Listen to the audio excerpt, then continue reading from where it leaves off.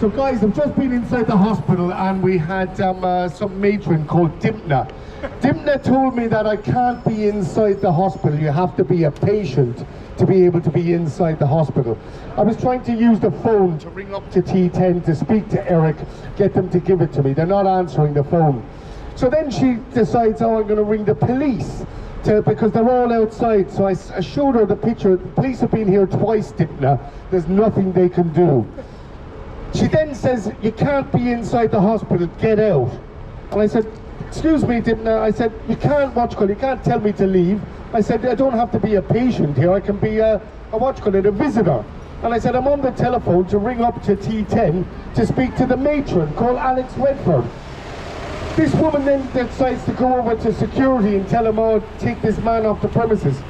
No, like these guys know who I am, do you know what I mean? But they're just busybodies. That have no... Oh, I don't know who they think that they are. No, they don't like it. They don't like it, yeah, because we're coming out, we're criticising them, we're embarrassing them, and they want us off their steps. They want us from outside. They can call the police, they can do whatever they like. We can't do these things.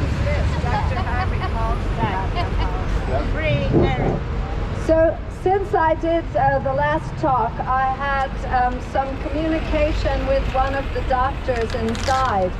So, Dr. Catherine Harvey replied to a message that I had sent. I send an email to her every few days and to Dr. Tom Lumbers. They generally don't answer them, or they give a one-word answer, or a week later I might see them there, or they might return the call 2 weeks later about this discharge date. Now, I messaged Dr. Harvey and Dr. Lumbers at about 1:45 or 2 or so, and about 20 minutes later, half an hour later, I got a phone call from Dr. Harvey telling me, Eric's very unwell today. She said they've closed the ward, so there's no visitors allowed because it's... So she's closed the ward, or they have closed the ward completely, so nobody will be allowed to see Eric.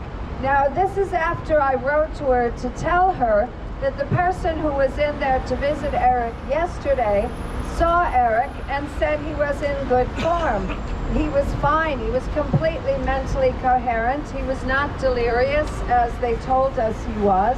They've only closed down the north side, not the south side. I was up with what's her name today, so she's lying again. Well, she said that it's closed and we can't come in. Then she said, Jill, he's not going home. He's very sick. This is really touch and go. We just don't know if he'll make it. I says, make it through what? She said, well, he's got an infection now. And she says, because of the infection, he's become delirious. I said, well, it's funny that every time someone that we know goes in to see him, he's not delirious. So she said, well, that's just not true. And I said, I want to see his medical records. I believe that you're giving him drugs that are bringing on these symptoms. And I said, I want to see the EMAR, which is the electronic medical records of the medicines he's gotten. And I want to see the controlled drug book, which would be the heavy hitter things like and morphine. And she said, you can't see those. You have no right to look at those books. Well, I said, I certainly do, and we will be talking to his family member in Canada for her to request to see this as well, because we will make sure that she knows they are killing him. So she said to me, are you out front in the protest? And I said, yes, we are protesting out front. She said, well, in that case, this conversation is over, and hung up. So as I put down the phone and I gave the talk here, when I finished the talk, a woman in the crowd came up to me and said Dr. Harvey had killed her mother 8 years ago. She said her mother was 85 and in hospital here. They did the same thing. They say, oh, she's got, she's not of sound mind. This mental capacity assessment, the MCA. They bring out the MCA. She's not of sound mind to make her decisions. And her daughter said, well, I can help her make those decisions. I'm her daughter, I'm a family member. And they ignored the daughter largely.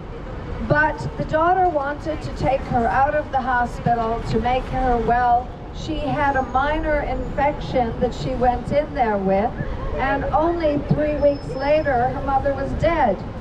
They had overnight put in 4 liters in a drip bag that went through her intravenously, and the next morning her heart stopped. The daughter is very convinced that this was a killing, was a geriatric genocide. The medical record of her mother, when she requested it, had lots of redacted bits. So the medical record was not even complete, and the daughter wasn't able to find anyone in the hospital that would help her to rectify the situation of the medical record that had lots of bits cut out of it. So this is who we're dealing with. She sounds like a murderer to me. Yes. The woman here said Dr. Harvey is a murderer. She said that was 8 years ago. She was in charge. That she was in charge of geriatric health. She's still in charge. She's a murderer. And she said the woman wouldn't talk to her. She wouldn't explain things to her. She just got on with the killings. And she said the priest was in on it as well. She said the priest was taking her away from her mother, trying to stop her being there when her mother was dying.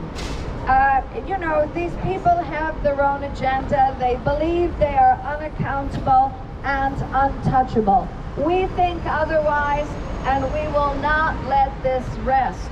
We will bring this to the attention of mainstream media, as well as all of the independent social media platforms sharing it. And I would hope that there would be some interest from that bastion of family values, the Daily Mail, that they would want to know that their elders can be killed when they go into NHS hospitals, that there is a tariff on the elderly to bring about a quick death. A call to the hospital to ask why they are allowing Eric Levy to be held against his will here would be good. Also, you know, we thought he was going to be discharged this week because they promised us on Friday. We have consulted lawyers, and to go down that final step to get a lawyer in there to get him out, it requires a little bit of work and a little bit of money. So we were hoping, thank you, bye-bye. So we were hoping that basically he would be out this Monday and we wouldn't have to go down that way. But I just think that's what has to be done. We have to bring the lawyers in now. I think bringing it to the attention of newspapers, letter to the editor, you know, mainstream media, because that's the place we'll really get it out. Tweet it, and when you tweet it, copy in, you know, the Times, or copy in the BBC, or copy in GB News, any of the mainstream platforms, as well as all this social media, independent media. Get all of them aware of it, so it's on all of their pages. So if you post this everywhere on mainstream media, as well as alternative media sources like these independents, all of those, that's a huge help. I don't want to start asking for any money because, you know, we're trying to do it without too much law involvement. If it comes to that, we'll do a crowdfunder at some point. But I think the thing you can do that's most beneficial is if you have parents, look out for your parents, because everybody's going to be going through this with their parents at some point. So be on the lookout. Don't let your parents go to the hospital on their own. And if you're over 60, do not go to the hospital on your own ever, because there's a tariff on your head and they see you as a costly inconvenience. Geriatric genocide is real. These people are butchers. As that woman put it, it's a hellhole up there in the elderly ward.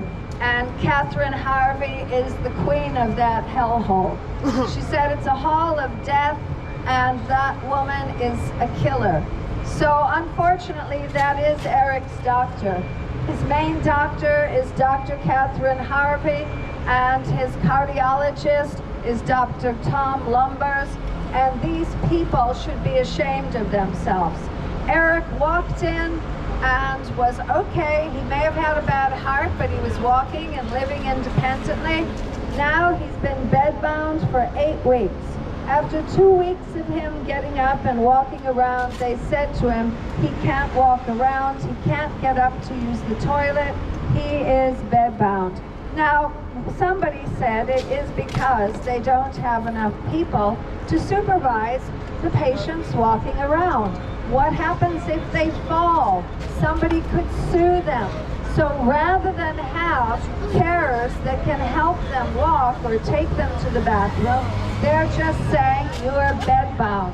And we've seen the decline, how fast they decline once they're just lying in bed languishing with no hope of going home and restricted visiting hours. So they've been telling us for the past few weeks, 1 visitor a day for 1 hour. That's all he has to look forward to. And only 1 visitor witnessing what's going on. Only 1 visitor to fight Eric's corner for him. 1. Now they've restricted it and said the ward is closed and no visitors are allowed. How convenient that they have no witnesses to what's being done to Eric Levy because they've closed the ward. After we were told yesterday that Eric is in fact of sound mind, when they told me he is delirious and he was no such thing. So people, get on board, start talking about this on social media, share this, talk to your local MP and ask what they're doing about the geriatric genocide, the palliative care cocktails of death, the unlawful euthanasia that these doctors are performing on older people without the consent of the patients. These people should be ashamed of themselves, preying on the elderly, all just because the elderly cost them money. This is a dark day in our society when we value a few pounds more than we value a human life.